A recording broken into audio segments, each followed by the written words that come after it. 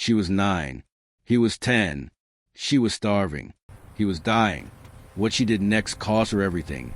But 22 years later, it gave them both a love story that saved 847 lives. This happened in Chicago. This is real, and it started with one sandwich. I'm about to tell you Emma and Nathan's story, and I promise you, you won't be the same person by the end.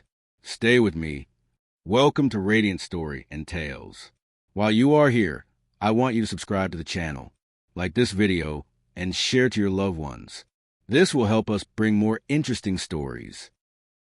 Let me tell you a story that will break your heart and then put it back together again. A story about a little girl who had nothing and a little boy who had even less. This happened in Chicago 22 years ago, but it could happen anywhere because kindness doesn't need a place. It just needs a person willing to give. Her name was Emma. She was 9 years old, living in a cramped apartment with her grandmother in the south side of Chicago. The paint peeled off their walls. The heating barely worked in winter. Her parents worked 3 jobs between them, leaving before sunrise and returning after dark, just to pay the rent and put food on the table. Breakfast was oatmeal with a little sugar. Lunch came from her school. Dinner was rice and beans, sometimes with chicken if they were lucky. They were poor, not the kind of poor you see in movies. The kind of poor where you count every dollar, where you eat slowly so your stomach thinks it's getting more, where you go to bed hungry and pretend you're not. But Emma's grandmother taught her something money can't buy. She'd say, "Baby, we may not have much, but we always share what we have. That's what makes us rich." 3 blocks away stood Lincoln Elementary School, where Emma studied in 4th grade. And outside that school, beyond the chain-link fence, that's where it happened. That's where everything changed. His name was Nathan. 10 years old, pale skin burned red by the Chicago sun, clothes torn and filthy, eyes hollow like someone had scooped out everything inside him. He'd been sitting outside that fence for 3 days, watching children eat their lunches, watching them play, watching them live. Nathan's mother had died 2 weeks earlier. Pneumonia took her fast. The authorities tried foster care once, but the family said he was too difficult. The truth? He was traumatized. He was grieving. He was a child who'd lost everything. So they put him back on the streets, and he slipped through the cracks like thousands of children do. For 2 weeks, Nathan survived on scraps from dumpsters and kindness from strangers who mostly looked away. By day 14, he couldn't walk straight anymore. His legs wobbled. His vision blurred. He was starving to death in a city of millions. That morning, he dragged himself to Lincoln Elementary and collapsed against the fence, just to watch other children eat, just to remember what normal felt like. During lunch break, children poured into playground. Laughter filled the air. Emma stood with her friends, holding her small lunchbox. 1 peanut butter and jelly sandwich, 1 apple, 1 juice box. That was everything until dinner, 7 hours away. Her friend Sarah nudged her. "Emma, come on, let's play." But Emma wasn't listening. She was staring at the fence, at the boy slumped against it. His lips were cracked and bleeding. His hands were shaking. His eyes looked like they'd given up. "What are you looking at?" Sarah asked. "That boy." "Oh, him? He's been there for days." "Creepy." "He's not creepy," Emma said softly. "He's dying." Sarah shrugged and ran off, but Emma couldn't move. She looked at her lunchbox, looked at the boy, looked at her lunchbox again. Her grandmother's voice echoed in her mind. "We always share what we have." Without thinking, without asking permission, Emma walked to the fence. Her heart was pounding. Up close, the boy looked worse. His breathing was shallow. His eyes were unfocused. "Hi," Emma said gently. "I'm Emma. You look hungry." The boy tried to speak. Nothing came out except a dry rasp. Emma pushed her lunchbox through the gaps in the fence. "Take it. It's okay." Nathan stared at the food like he was seeing a miracle. His hand grabbed the sandwich, and he ate it so fast he nearly choked. Tears streamed down his dirty face. He ate everything. The apple, drank the juice, even licked the box clean. When he finished, he looked at Emma with eyes that were suddenly, impossibly alive again. "Thank you," he whispered. His voice was broken, but the words were clear. "What's your name?" "Nathan." "Are you okay, Nathan?" He shook his head. No, he wasn't okay. He was dying. Emma's heart shattered into a million pieces. "I'll bring you lunch tomorrow, too." Nathan's eyes widened. "You will?" "I promise." The school bell rang. Emma had to go, but she looked back 3 times, and every time Nathan was still there, clutching the empty lunchbox, watching her like she was an angel. That night, Emma went home with an empty stomach. She told her grandmother everything, expected to be scolded. Instead, her grandmother hugged her tight and cried. "You did the right thing, baby. Tomorrow we'll pack extra." And so it began. Not for 1 day, not for 1 week, for 6 months, 180 days. Emma gave Nathan her lunch every single day. Her family worked extra hours. Her grandmother made larger portions, stretching every grain of rice, every can of beans. They sacrificed because one child was saving another child's life. The other kids at school teased Emma, called her crazy, but she didn't stop. Teachers noticed or looked away, except for one, Mrs. Patterson, who started leaving extra snacks in Emma's bag. This wasn't a one-time act of kindness. This was a choice Emma made every single day for 6 months. Even when she was hungry, even when she was cold, even when it was hard, because Nathan deserved to live. And that simple truth changed everything. Winter came to Chicago, and with it, the coldest days Nathan had ever known. The temperature dropped below freezing, and nights on the street became unbearable. He had no blanket, no warm clothes, just a thin torn jacket and pants that barely stayed on a skeletal frame. One afternoon during recess, Emma saw Nathan shivering so violently his teeth were chattering.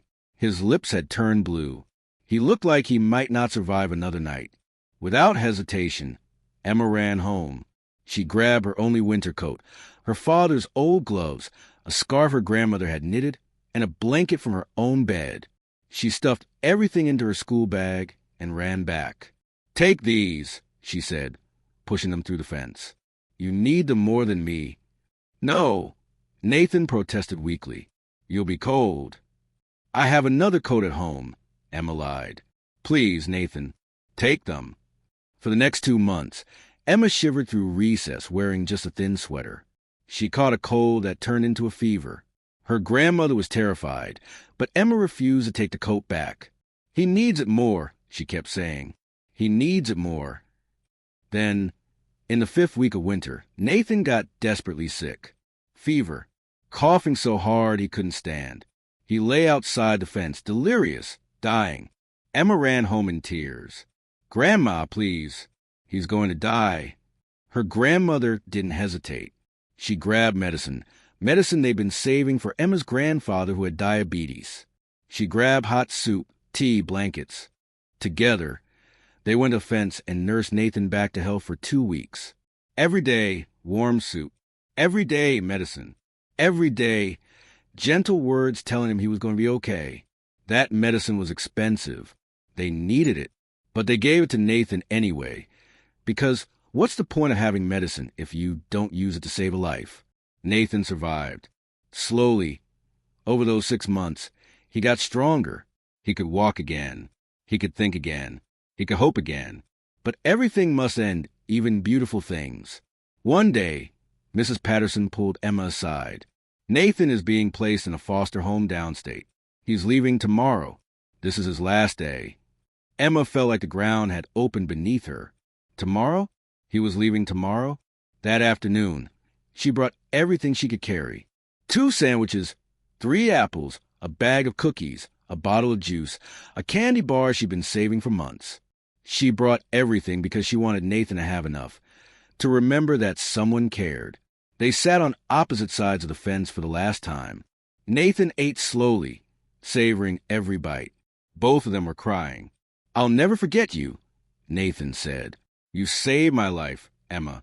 I was dying, and you gave me everything." "You deserve to live," Emma said simply. "Everyone deserves to live." Nathan looked at her, this 9-year-old girl who'd sacrificed so much for a stranger. "When I grow up," he said, "when I'm rich and successful, I'm going to come back. I'm going to marry you, Emma. I promise. Emma laughed through her tears. We're just kids, Nathan. You don't have to promise that. But I am promising. I'll come back. I'll find you. I'll make you proud. Emma reached up and untied the red ribbon from her hair. It was her favorite thing, the only pretty thing she owned. She tied half of it around Nathan's thin wrist. Keep this, she said. So, you remember, someone believed in you. Someone knew you were special. Nathan held the ribbon like it was made of gold. He carefully tore it in half and gave her back the other piece. You keep this. When I come back, we'll put them together again. They held hands through the fence. Two children who'd found each other in the darkest moment. Thank you, Emma, for everything. For seeing me when everyone else looked away. Thank you for surviving, Nathan. Promise me you'll become someone amazing. I promise. The next morning, Nathan was gone. Emma stood at the fence during recess, staring at the empty spot where he used to sit. She held the half ribbon in her hand and cried. I'll never see him again, she told her grandmother that night. Her grandmother smiled sadly. You gave him life, baby. That's forever. Maybe you will see him again. Maybe you won't. But what you did matters. It will always matter. Emma kept that ribbon, put it in a small locket her grandmother gave her, wore it every single day for 22 years. Meanwhile, Nathan kept his half too. Through foster care, through struggles, through every hard day, he'd touch that ribbon and remember, Emma believed I was worth saving. I have to prove her right. Years passed. Emma grew up, went to college on a scholarship, studied social work, and came back to the South Side. She worked at a community center helping homeless youth, children in the foster system, anyone who needed help. She never married. Every man she dated, she'd compared to a boy she'd fed through a fence 22 years ago. None of them measured up to that promise, that hope. Nathan grew up too, survived foster care, put himself through university, started a business, and built an empire. By age 32, he was a CEO worth $47 million. But he was empty inside, because he'd spent 5 years searching for the girl who'd save him, and he couldn't find her. He bought buildings in Chicago, 12 properties, all within 2 miles of Lincoln Elementary School. He developed them, created community programs, hoping that if Emma was still there, helping people like she always did, he'd find her. Every morning, he'd look at the ribbon on his keychain and ask the same question, Where are you, Emma? And every morning, Emma would touch her locket and whisper the same words, I hope you're okay, Nathan. They were both looking, both hoping, both keeping a promise in their hearts. They had no idea they were about to find each other again. On a Tuesday evening in January, Nathan sat in his glass office overlooking the Chicago skyline. Floor-to-ceiling windows, marble floors, success in every corner. But he felt nothing except the ache of searching for 22 years. His phone buzzed. A reminder. Community meeting tonight, 7 p.m., South Side Community Center. Nathan usually sent representatives to these meetings, but something made him type, I'll attend personally. He didn't know why. Just a feeling. Just hope, maybe. At the same time, across the city, Emma was preparing her notes for the same meeting. As a social worker at the community center, she'd be questioning the millionaire developer who wanted to build in their neighborhood. She'd heard the promises before. Rich people always promise to help. Then they pushed poor families out and built luxury condos. This time would be different. She wouldn't let them destroy her community. Nathan arrived at the center at 6:55 p.m. The building was old, paint chipping, but clean and loved. Inside, folding chairs filled the small hall. About 50 people waited, families and elders and young activists, all worried about what this rich developer wanted. When Nathan walked in wearing his expensive suit, whispers rippled through the room. That's him, the millionaire, probably here to bulldoze everything we have. An elderly woman named Dorothy stood at the front. Welcome, everyone. Tonight, we discuss the proposed development. Mr. Nathan Cooper wants to build housing here. We've heard promises before. They never keep them. Heads nodded in agreement. Mr. Cooper will present his plans. Then we ask real questions. Hard questions. Nathan stood, walked to the front, and opened his presentation. Beautiful renderings of buildings, green spaces, playgrounds. But he could feel the distrust in the room. Good evening. I'm Nathan Cooper. I grew up not far from here. I know what broken promises look like because I lived through them. That got their attention. I'm proposing affordable housing, not luxury condos. 60% of units will be reserved for current residents at current rent rates. No one gets pushed out. Surprise murmurs. The community center will be fully renovated. New roof, new heating, expanded services, all funded by my company. We'll create a job training program, hire locally, invest in people, not just buildings. He paused, looked at the crowd. I'm not here to take your neighborhood away. I'm here to give back. Hands shot up immediately. Questions flew. Hard ones. Skeptical ones. Nathan answered each honestly, patiently. Then a voice from the middle of the room cut through. How do we know you'll keep these promises? Developers always push us out. Nathan turned toward the voice and his world stopped. A woman, early 30s, professional clothes, beautiful, standing with a notepad, her voice strong and clear. I grew up in this neighborhood, she continued. I've seen promises broken my whole life. So how do we know you're different? Their eyes met. Nathan's heart stopped beating. It couldn't be. After 22 years. It couldn't be. I'm a social worker here, the woman said. I see homeless youth, foster children. Your buildings mean nothing if our most vulnerable get displaced. Nathan gripped the table to steady himself. His voice came out rough. You're absolutely right to be skeptical. May I ask your name? Emma Hayes. The room tilted. The air left Nathan's lungs. Emma Hayes. After 5 years of searching, hundreds of thousands of dollars spent on investigators, she was here, right here, but she didn't recognize him. He'd changed. Filled out, confident, rich, not the dying boy she'd fed. Emma Hayes, Nathan repeated slowly. Did you go to Lincoln Elementary School? About 22 years ago. Emma's expression shifted from skeptical to confused. Yes. Why? How did you know that? Nathan's hand started shaking. Not here. Not in front of 50 people. But he couldn't stop. The words tumbled out. Do you remember feeding a boy through the fence? A white boy, 10 years old. Every day for 6 months. Emma went completely still. Her notepad slipped from her fingers and clattered on the floor. The entire room vanished. There was only Nathan's face, and suddenly, impossibly, she saw him. The boy, the fence, the promise. Nathan, she whispered. Nathan nodded, unable to speak. Emma's hand flew to her chest, to her locket. Tears filled her eyes. Nathan Cooper? It's me. I came back, Emma. I told you I would.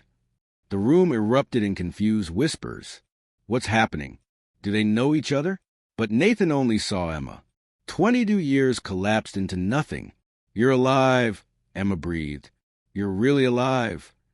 Because of you. I told you I'd come back when I was rich. Emma's hand covered her mouth. Tears spilled down her cheeks. Dorothy stood up. Let's take a 15-minute break. Everyone outside. People filed out, whispering, staring. But Nathan and Emma didn't move. They just stared at each other across the room. Finally, alone, they walked toward each other. Met in the middle. Nathan, Emma's voice broke. I looked for you. After you left, I looked everywhere. I looked for you too. For 5 years, I searched. You're really here. I kept my promise. Emma reached for her locket with shaking hands. Opened it. Inside, half of a red ribbon, faded but preserved. Nathan pulled his keychain from his pocket. The other half, warm but intact. They held them up side by side. A perfect match after 22 years. Both started crying. Right there in that small community center. Two people who'd saved each other's lives broke down and cried. I can't believe it's you, Emma sobbed. I can't believe I found you. They hugged, held each other like they'd wanted to for 22 years. And in that moment, everything made sense. Every hard day, every lonely night, Every moment of searching, it all led here, to each other. They sat in Emma's tiny office, door closed, world shut out. Nathan couldn't stop staring. Emma couldn't stop crying. "Tell me everything," she said. "What happened to you after you left?" Nathan leaned forward. The foster family downstate was okay at first, but I was angry, traumatized. They didn't understand. After 6 months, they sent me back. I ended up in a group home. Emma's face crumpled. I aged out at 18 with nothing. Lived in my car for 6 months. Workday labor, made just enough for food. Every night, I'd park near the lake, look at the city lights, and touch this ribbon. He held up his keychain. I'd tell myself, Emma believed I was worth something. I had to prove her right. Nathan, I put myself through community college, worked 3 jobs, got a scholarship to university, studied business, started a small company that grew into something big. By 30, I'd made my first million. By 32, I was worth more than I'd ever imagined. He looked at her directly. But I was empty, Emma, because none of it meant anything without finding you. Emma wiped her tears. I went to college on scholarship too, studied social work. Came back here because I wanted to help kids like you were. Every day, I see children in the foster system, homeless youth, and I try to give them what I gave you, hope. You've been helping people all this time. I tried. I don't have money, but I have time. I have heart. Nathan pulled out his phone, showed her photos. Affordable housing projects he'd built, scholarship programs for foster youth, job training centers. Everything I built thinking of you, asking myself, would Emma be proud of this? Does this honor what she taught me? Emma scrolled through the images, tears streaming. You remembered. How could I forget? You taught me that one person can change a life, that kindness matters more than money, that everyone deserves to be seen.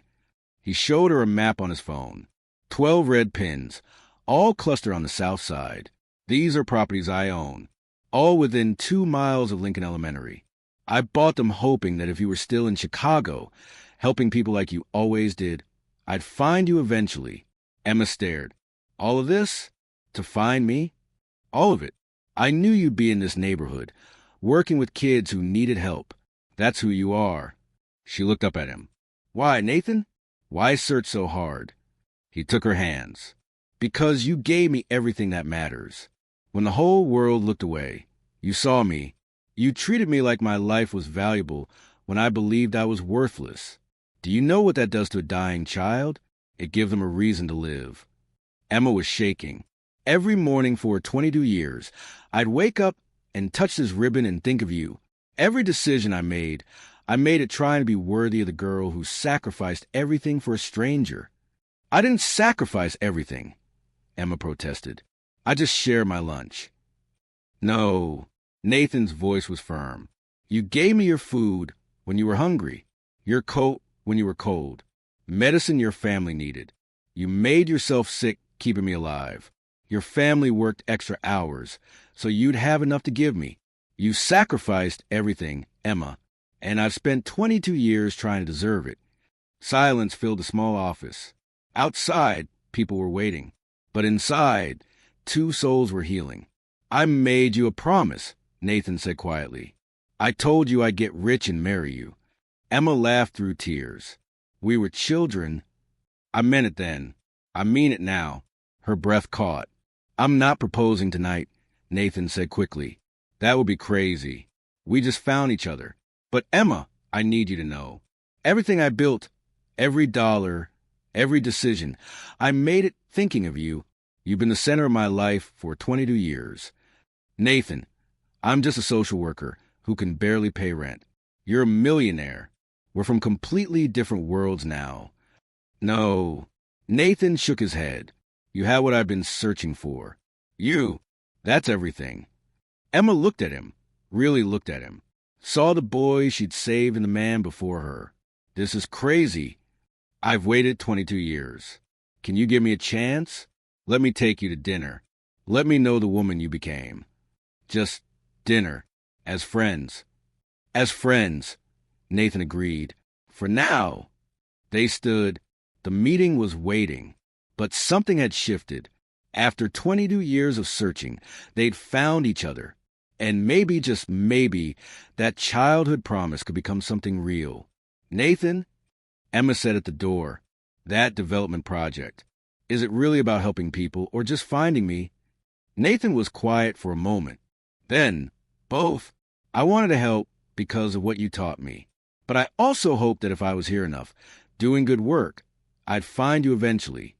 So you built all of this looking for me. I built all of this becoming the person you believed I could be." Emma's eyes filled with fresh tears. "You did it. You became amazing. Because of you."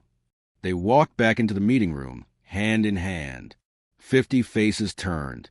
Everyone had heard something, rumors flying. Dorothy stood. "Shall we continue?" Nathan addressed the room. "What you witnessed is why this project exists. 22 years ago, I was homeless, dying on the streets. Emma saved my life every day for 6 months. Everything I built since then, I built thinking about her."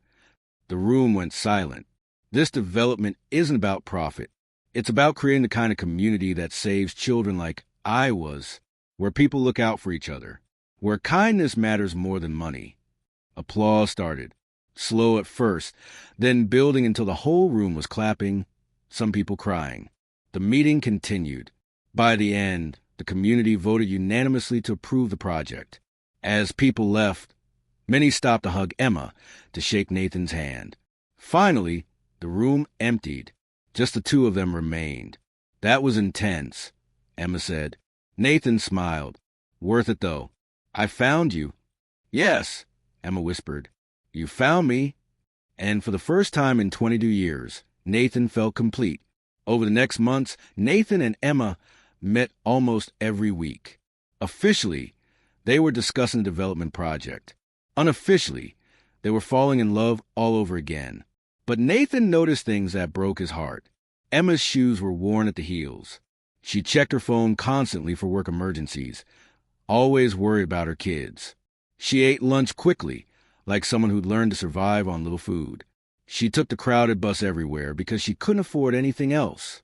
He wanted to fix everything, but she'd said no to charity. So Nathan found other ways. He created something called the Red Ribbon Initiative, a comprehensive program for youth aging out of foster care, housing, education, job training, mental health support, everything a young person needed to build a life. Budget? $10 million to start. But the program needed a director, someone who understood these kids, someone who'd earned their trust. Nathan offered Emma the position, executive director. Salary, $120,000 per year. Full benefits. Staff of 10. Complete control. "This is a real job," he told her when she hesitated. "Not charity. You'll work harder than you've ever worked. Quarterly reports, budget management, everything. But Emma, you can actually change the system instead of just working within it." Emma stared at the job offer, hands trembling. "And this is separate from us." Nathan added, "Whatever happens personally, this program stands. You'll have a contract, legal protection. This isn't contingent on our relationship." Emma took the job, and she was brilliant at it. Within 6 months, the Red Ribbon Initiative served 127 youth. 89% stayed in the program. National average was 40%. 67 were in education or job training. 45 had stable housing. 0 returned to homelessness. But numbers didn't tell the real story. People did. There was Tyler, 16, who'd been living in a subway station. The program found him housing, helped him finish school. He graduated top of his class. There was Jessica, 17, who'd escaped an abusive foster home. The program gave her therapy, support, hope. Now she was studying social work, wanting to help others like Emma, had helped her. There was Jordan, 18, whose parents had died in an accident. Severe depression. Nathan met with him personally, shared his own story. The ribbon, the fence, the promise. "You're not worthless," Nathan told him. Jordan started therapy, went back to school.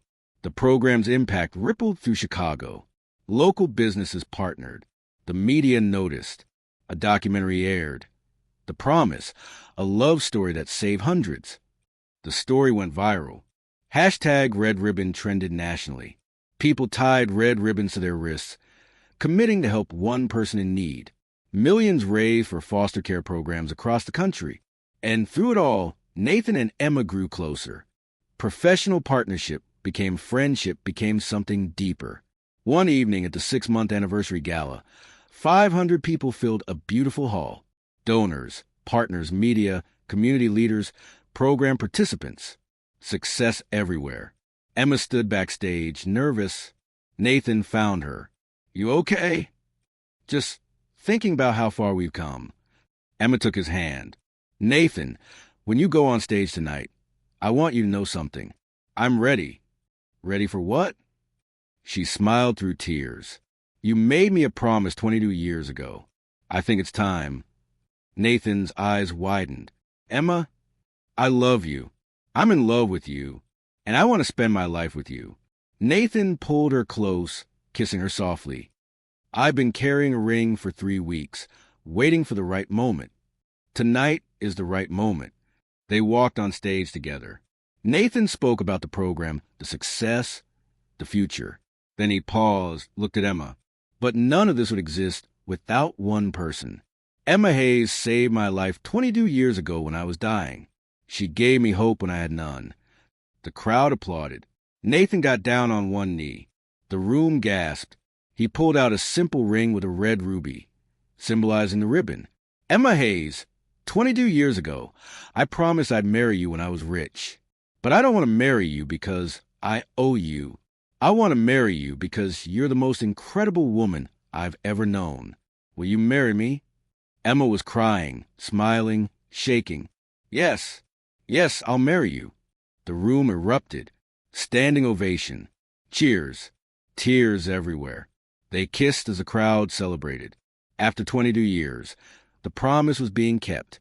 1 year later, they married at Lincoln Elementary School. The fence where it all began had been preserved, now with a plaque, "Where kindness began." Red ribbons decorated everything. 100 guests. Small, intimate, perfect.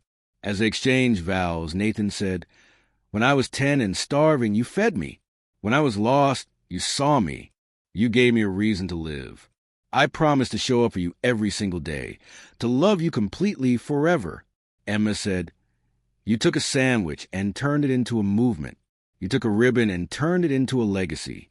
I promise to be your partner, to remind you every day that you were always worthy, even before you were rich." They kissed as husband and wife. After the celebration, they walked to the fence, tied new red ribbons to the metal. "For the next child who needs hope," Nathan said. A young girl approached. Maybe 8 years old, shy, scared. "Excuse me, I'm hungry." Nathan and Emma looked at each other, smiled through tears. Emma knelt down. "Come with us. Let's get you some food." They brought the girl inside, fed her, made sure she was safe. Nathan tied a red ribbon around her wrist. "Keep this. Remember, someone believes in you. You're going to be okay."